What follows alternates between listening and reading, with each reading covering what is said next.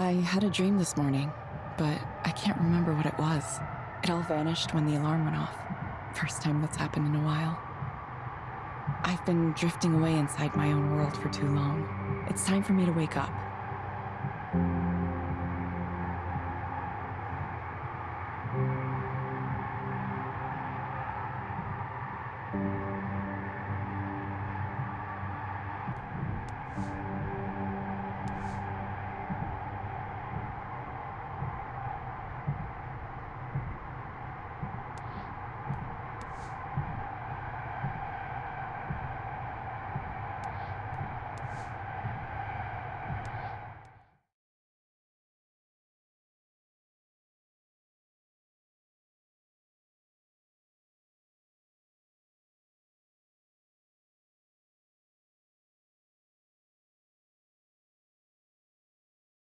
Hi, you're Evelyn, right? You remember me? That's impressive. There were a lot of people at that orientation. Of course. I've done this for a while now, so I'm pretty good at putting names to faces. People always say they're bad at it, but it's a skill you can practice just like any other. In case you forgot, though, I'm Ray. Come to me with all your questions, comments, complaints, whatever. And if you look around and can't find me, I'm probably at one of the other 2 counseling centers I'm running right now. So you can count on me being back soon. 3 centers. Sounds like a lot of work. Oh, it is a lot of work. This is kind of a temporary thing. We're growing fast, and hiring is one of our big challenges. That means there's decent opportunity for advancement here, if that's something you're looking to do. Probably not, but that's good to know. Shall we start with a quick tour of the office?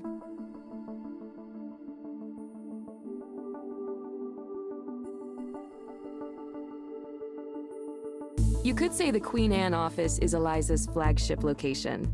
It has 12 individual counseling rooms. Currently, we're up to seeing almost 100 clients a day here. 100 a day? That's so many. The growth trend isn't stopping either. Demand for Eliza keeps exceeding our expectations, especially here in Seattle for whatever reason. We're already looking at adding more capacity here, either that or opening another location close by. Personally, I think having a single office with 24 counseling rooms might seem a little unfriendly, so I hope we go for a second location. I like to think of Eliza centers like cafes or coffee shops. A few small ones is better than one big one. Makes sense.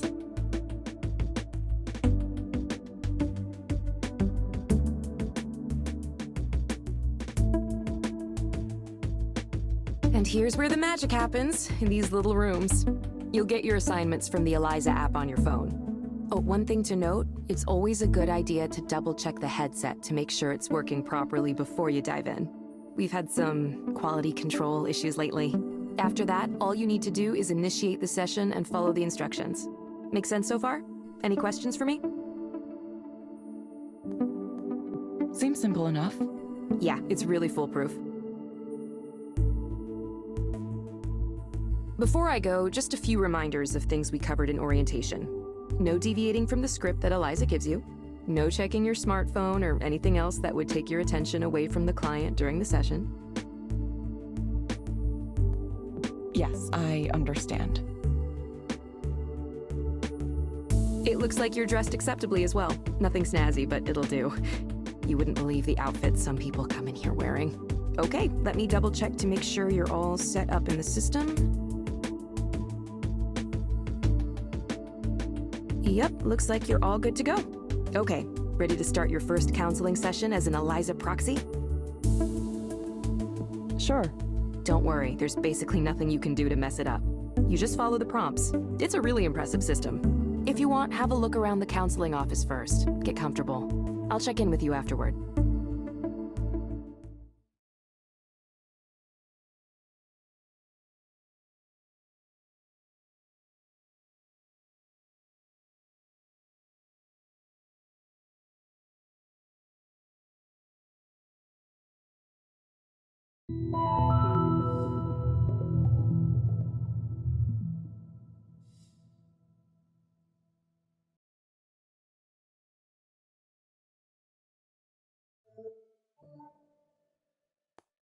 Hello, Darren.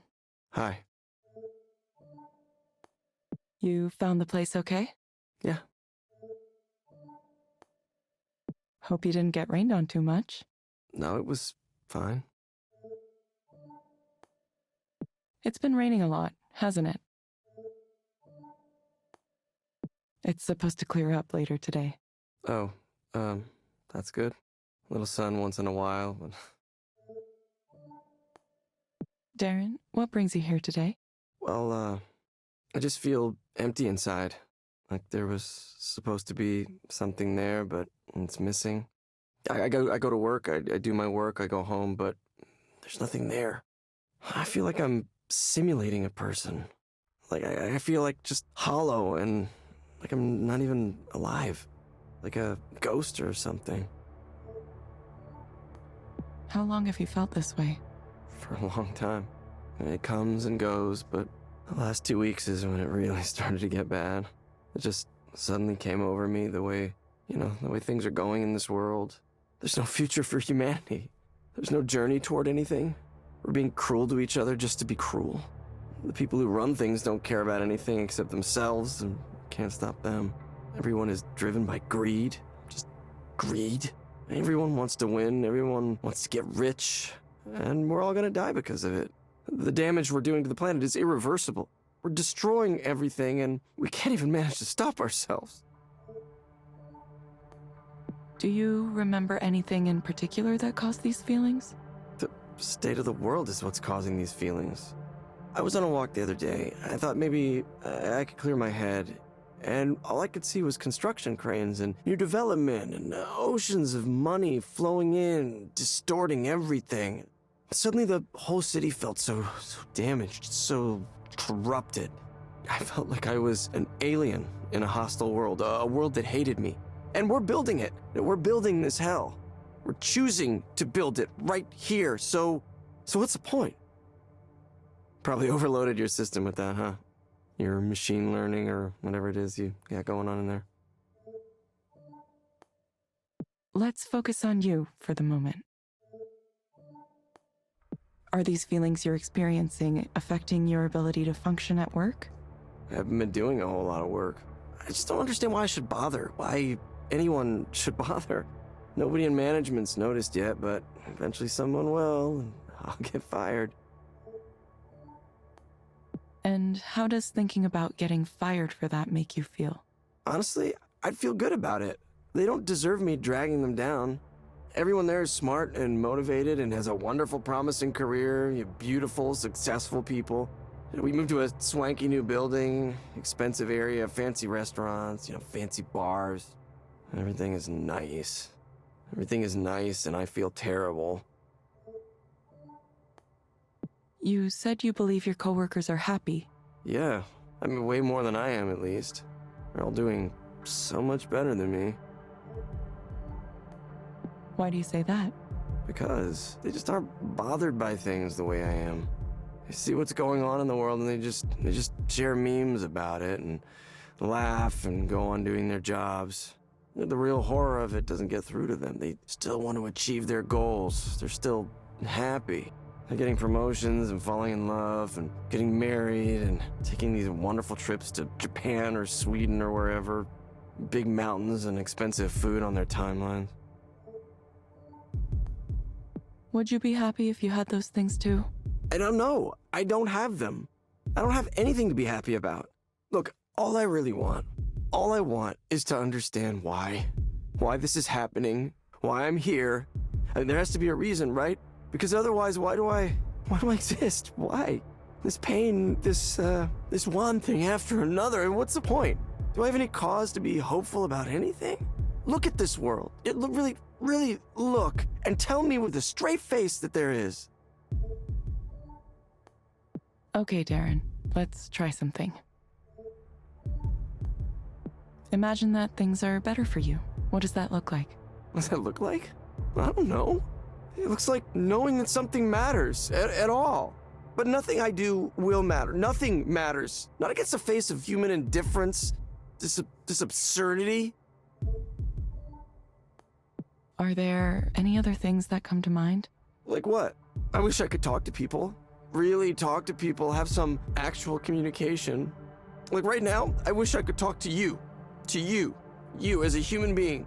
But I can't. You're just following the script that's been given to you. You're not supposed to say anything on your own. Look, I know how this works. It's just a bunch of AI, machine learning, deep learning, whatever the fuck you're calling it now. Look, I'm desperate and I can't even talk to a real human being. How did it end up like this? Please, try to stay focused. I can't help you if you aren't speaking clearly.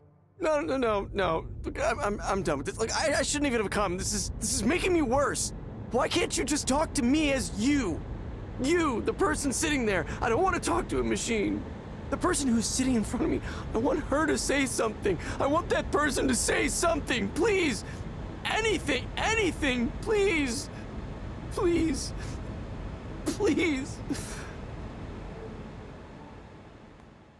Okay. Hi, Darren. Is that really you? Yes, it's me. You're not following the script right now? Wait, say something weird. Say something only a human would say. Darren, I'm going to get in trouble if I deviate from Eliza for too long. No, I know,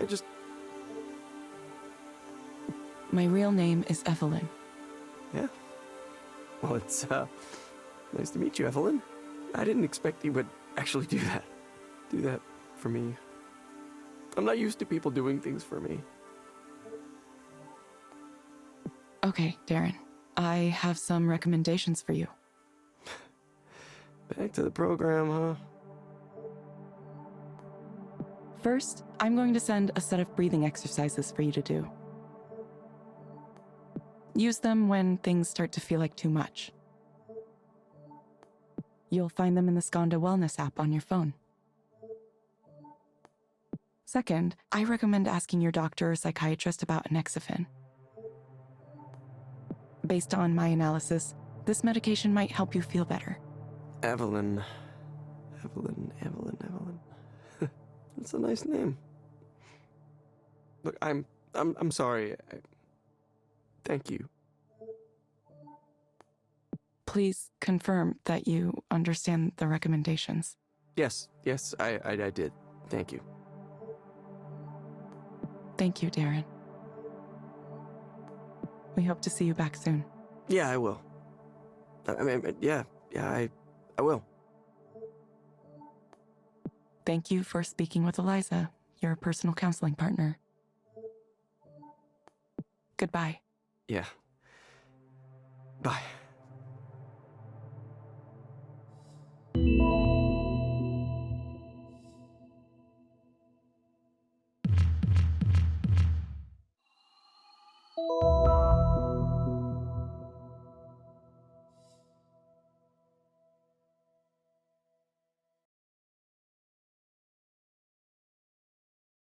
Hey, how'd it go? I don't know. Why? What happened? Hold on, I can check the log. You're going to listen to the session? Is that okay? Oh yeah, I have privacy clearance. This is still a new service, so we need to be able to monitor sessions for a variety of reasons. There could be bugs in the software we need to examine more closely. We're pretty upfront about all this.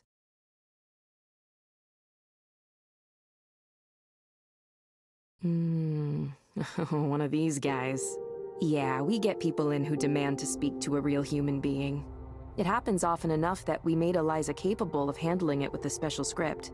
It's nice to know things are working as designed.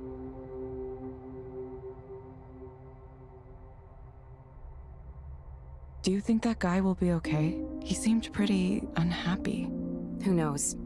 Hopefully he gets his prescription and takes his meds and answers our follow-up reminders, but it's tough. We can't make them take their meds or come in when they're supposed to. All we can do is suggest those things, tell them they really ought to be doing it.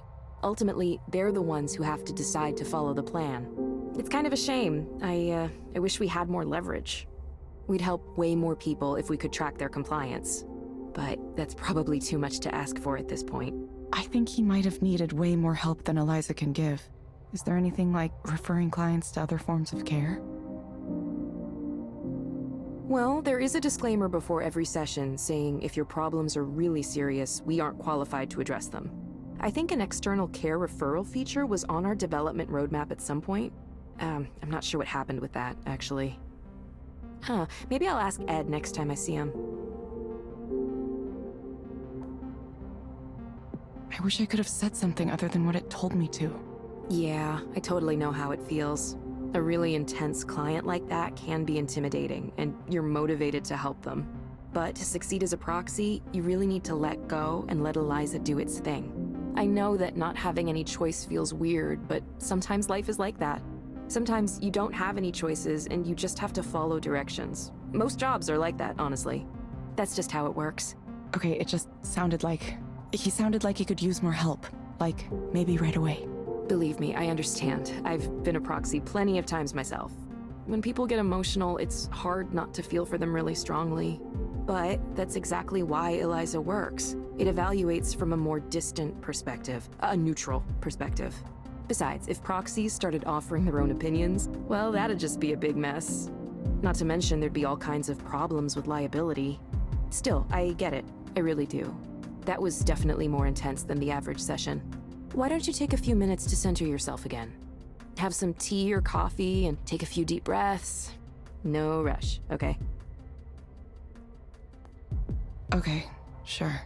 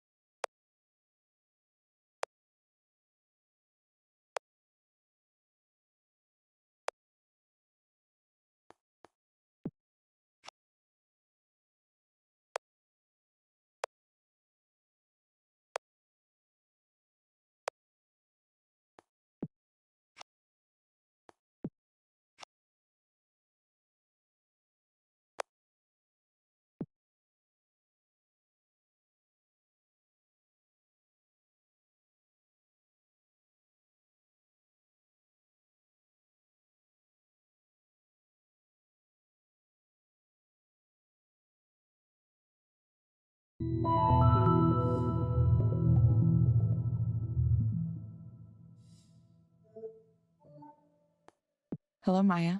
Welcome back. Hi. Yes, I'm back. Rainy out there today, isn't it? Yeah, it's a good thing I put on my extra big raincoat this morning. Thankfully, it's supposed to clear up later. Well, gonna look weird with my giant coat tonight. Cool, cool, cool. What brings you here today, Maya? Right now I'm just nervous. I have the nerves. I've been trying to get my career off the ground for so long, like a really long time. And I still feel like I'm stuck on level 1 and... Sorry, I know we've talked about all this before. I probably don't need to go over it again. Anyway, there's this conference that's happening next week, right? Like media professionals, something. That's bad enough for my anxiety, but I was also invited to this party thing. It's like dinner and then a party. I'm not sure how it's gonna work. The point is, there's gonna be a lot of big, important, famous people there. Like people that I really look up to. People with big followings online and lots of fans and all of that. All of that. And how does that make you feel? I feel like, why? Like, why was I invited to this? I'm nobody. I am a serious, gigantic nobody. I don't have a show I'm doing or any collections out or a webcomic everybody loves. I mean, I tried to do those things, but nobody cared. I don't have fans or followers.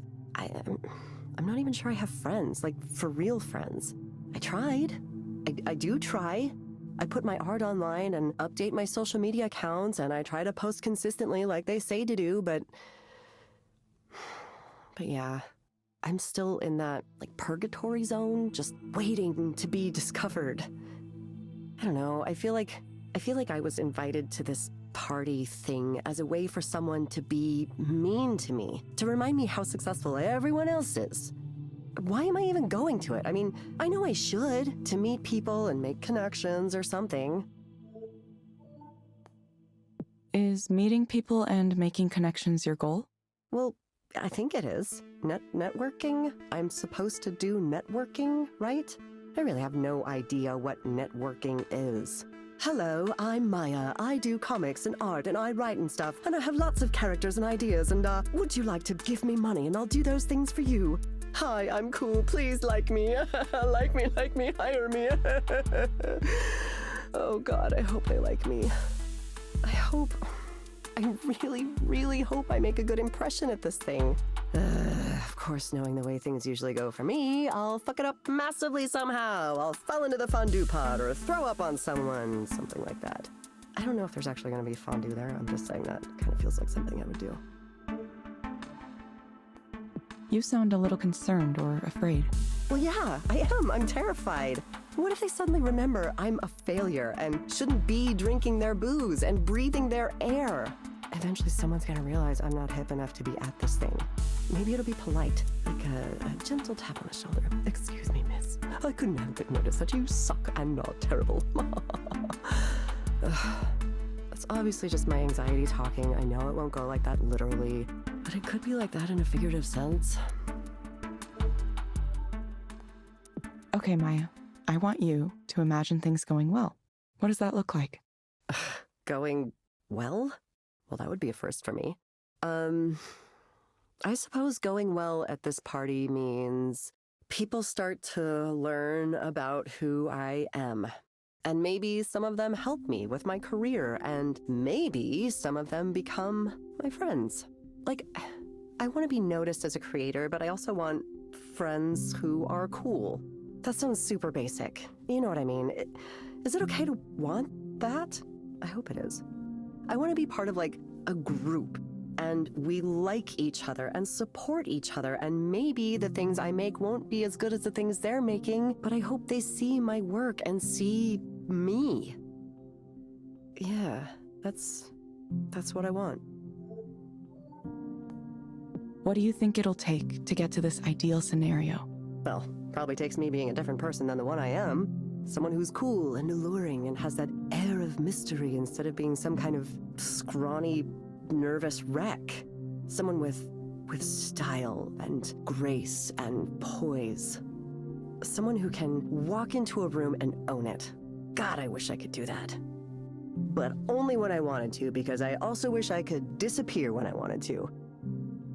I know that's a little contradictory. Sorry. Okay, Maya. I have some recommendations for you. First, I'm going to suggest a set of stress management exercises for you to do. You'll find them in the Skanda Wellness app on your phone. They may be able to help you with your nervousness. Second, I recommend asking your doctor or psychiatrist about litosenal 2. Based on my analysis, this medication might help you feel better. Drugs. Yes. Whatever you said that was called, I am on it. You will get a reminder to check in with us in a few weeks. I always do. I always get the reminder. I mean, not that I always act on it. Thank you, Maya. We hope to see you back soon. Yeah. Don't you say this every time? Thank you for speaking with Eliza, your personal counseling partner.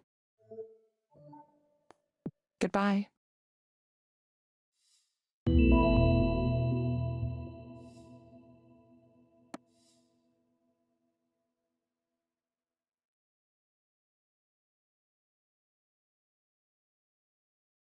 How are you feeling? That was definitely along the lines of a more typical client. You watched that one too? I couldn't bear the thought of you getting 2 really intense clients in a row. I just wanted to make sure everything went smoothly. I see. Are you getting used to the system now? Yeah, I think I get it now. Sticking to the script means I don't have to think about anything. I just read the words. That's right. Looks like you're getting used to it quicker than most new proxies. They'll say, if only I could just talk to them for real, if only I could say what I really wanted to say. That's a really common feedback point. You're never tempted to break away from the script yourself? Nah, it's just not part of the job, you know? I learned to compartmentalize pretty early on, and that always served me well. People overestimate their own abilities. Have you ever had an interaction with a stranger where he clearly thinks he's getting along with you way better than he actually is? Sure, hasn't everyone? It's like that. People like to think they can play therapist. It seems easy if all you know is the movie version. You know, where you get paid to sit there with your notepad and say, I see, or every once in a while. The reality is, active listening takes a lot of work. It's much easier to just zone out a little bit and let Eliza run things. It's kind of meditative in a way. You just follow the prompts. I know computers telling you what to do has this negative connotation to it, and people who want to criticize us call it dystopian or whatever. But it's like any technology. It's a tool. Either way, you're doing fine so far, Evelyn. This is a busy day, too. We might break our single-day record if no one cancels. Is volume especially high right now? It is, yeah. It really rose around the beginning of the year. We've been in the press a lot lately, so it could be that. Could be it's New Year's resolutions, too. People coming in, wanting to sort their lives out once and for all. This year is the year I'm really going to start addressing my problems. I mean, I get that. I do the same thing. Yeah, me too. Anyway, I told you it was simple, right? Just keep up the good work following those prompts, and you'll be leveling up in no time.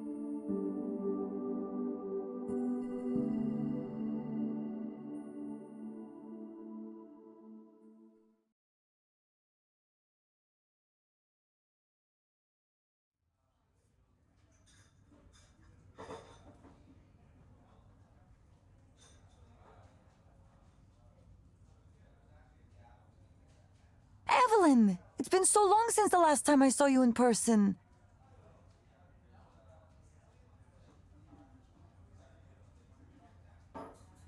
It's definitely been a while. 3 years? Yeah, almost 3 years. Feels like no time at all. Well, I'm glad you're back doing something. But you didn't tell me what the new job is. Oh, well, it's, being a proxy counselor for Eliza. You're kidding me. That's an interesting choice. I'm not quite sure why I did it. Maybe I thought I'd be able to see things in a new light. Wait, so do the people at the counseling office know? No, not yet. I should tell them, probably. I don't know. It's unkind to keep it a secret. I'm sure it'll get out eventually, one way or another. Yeah, it probably will. Evelyn, how are you these days? I mean, really, how are you? I'm not sure. I knew you were working at that bookstore for a while, but other than that, it's like you dropped off the edge of the planet. Well, I wasn't up to much. I checked your social media once in a while, but nothing. Not that I blame you. I hate all those apps. Yeah, I deleted them. I don't know what happened. It's like...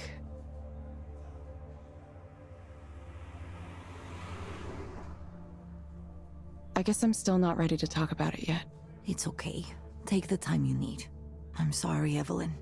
I knew you were in a difficult place after what happened, and I wanted to say something. But I worried that maybe you don't want to hear from anyone from your past. Maybe you wanted to be left alone and not reminded of the old job. It's nice to know you were thinking of me.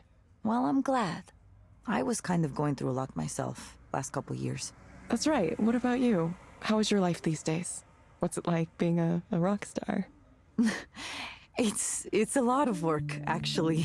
I have to prepare for the show next week. I have 2 collaborations ongoing, and I'm applying for funding for another, a big one. I'm also advising on an art activism group that makes art installations to challenge people to think about the ways technology is affecting their lives. Oh yeah, and I'm working on this Kind of like it's a granular synthesis engine, but with a new twist to it. It should be interesting. Granular synthesis. Sorry, I don't know what that is. It's a way to make sounds out of smaller sounds called grains. Maybe it's better to show you than to explain in words. Sounds like you're busy, but happy. Yeah, it's good. Well, I make less money than I used to, but I don't care.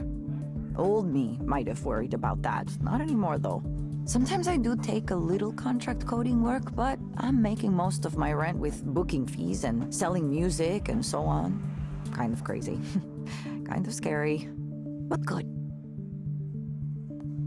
If it makes you happy, it seems worth it. Maybe I should consider moving in a direction like that. You should. Listen, I hope you can get away from the industry too, at some point. Ah, that reminds me what I was going to tell you about. Our old boss is back on his bullshit. Rainer? Soren? Soren. Soren Lloyd Rose. Celebrated psychologist, entrepreneur, and creepo.